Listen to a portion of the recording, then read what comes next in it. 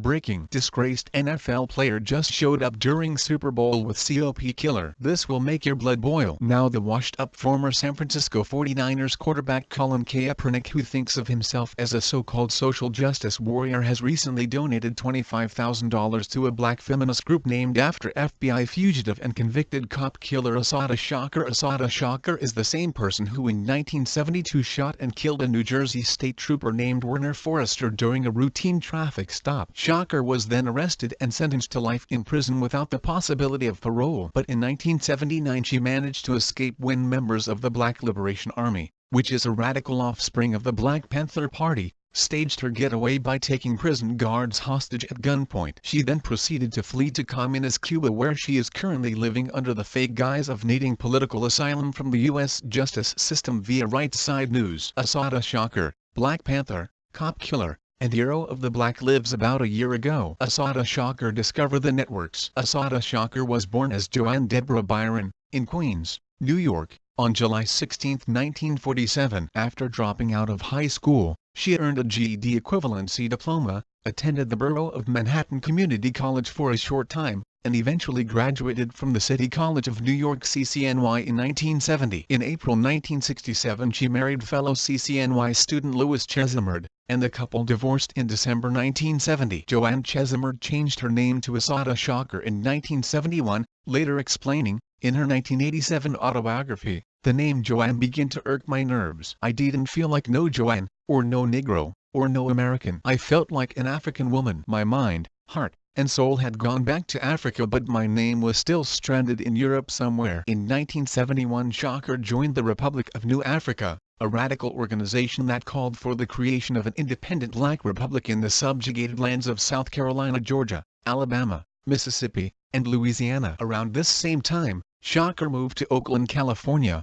where she joined the local branch of the Black Panther Party (BPP). Soon thereafter, she returned to New York and became a leading member of BPP Harlem chapter. Also in the early 1970s Shaker joined a BPP offshoot known as the Black Liberation Army (BLA), a violent group that was tied to the murders of more than 10 police officers nationwide between 1970-73. According to former Assistant FBI Director John Miller, Shaker herself was the soul of the Black Liberation Army. Because of her involvement with BPP and BLA, Shaker became a target of the FBI counterintelligence program COINTELPRO and thus went into hiding in the early zeros. While underground, she was placed on the FBI Most Wanted list because of her involvement in 3 bank robberies, the kidnapping and murder of 2 drug dealers, and the attempted murder of 2 policemen. At about 12:45 a.m. on the morning of May 2, 1973, the fugitive Shaker was being driven to a new hideout in Philadelphia by BPP Information Minister Zaid Malik Shaker, Assata brother-in-law and BLA member Sundiata Akali, when their car was pulled over by State Trooper James Harper for a tail light violation on the New Jersey Turnpike. Fellow Trooper Werner Forster provided backup for Harper. While the lawman conducted routine questioning of the vehicle occupants, Shaker, who was in the front passenger seat, and her companions suddenly fired upon them with semi-automatic pistols. As Forster grappled with the driver, Shaker shot the trooper twice before her gun apparently jammed. With Forster on the ground wounded and helpless, Shaker grabbed the trooper's own firearm and blasted 2 fatal shots into his head, execution style. Zaid Malik Shaker was also killed in the melee. Assata Shaker fled the scene but was apprehended by police a short time later,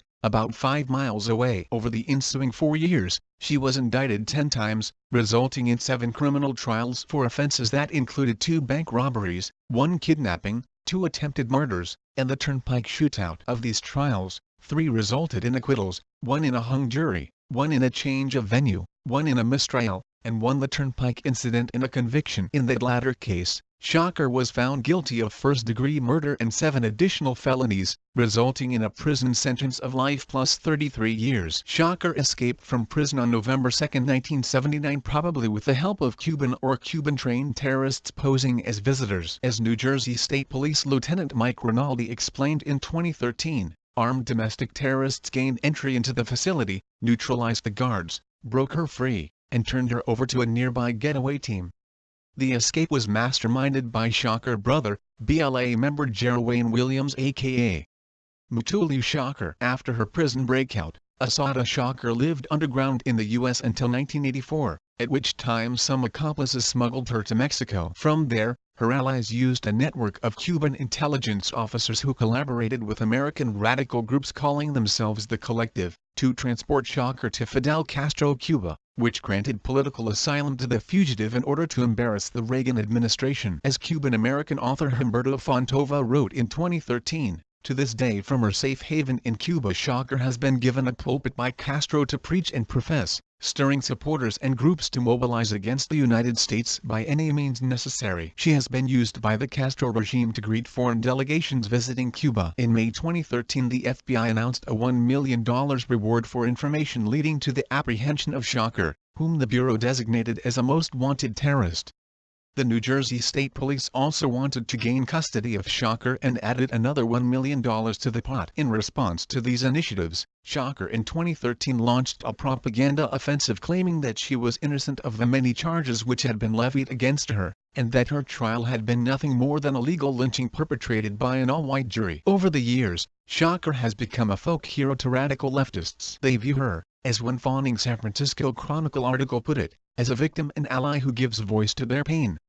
Most notably, Shocker is the Black Lives Matter movement most revered icon. Shocker 1987 book, Asada, an autobiography, has been cited as an illustration of the principles that underlie critical legal studies and critical race theory. In 1993, Shocker published a second book, Still Black, Still Strong, with Mumia Abu-Jamal and BLA co-founder Dilruba Ben-Wayed. As most everyone is aware of by now, this is the first time Kaepernick has turned heads with his anti-cop antics. But he has now hit a new low. The man hates police and authority so much that he is willing to even honor a woman who murdered a state trooper in cold blood. You see, the U.S. has been so bad to colored people that an ingrate illiterate schmuck like Kaepernick can get a multi-million-dollar contract for just being born with the ability to toss a damn ball around better than the next guy. This guy has every right in the Constitution to spew whatever crap he wants about anyone. But make no mistake, it's also the right of American citizens to tune out and vow to never watch the NFL again until they make right by our national anthem and our flag. Until then, we wait for the XFL to begin in 2020.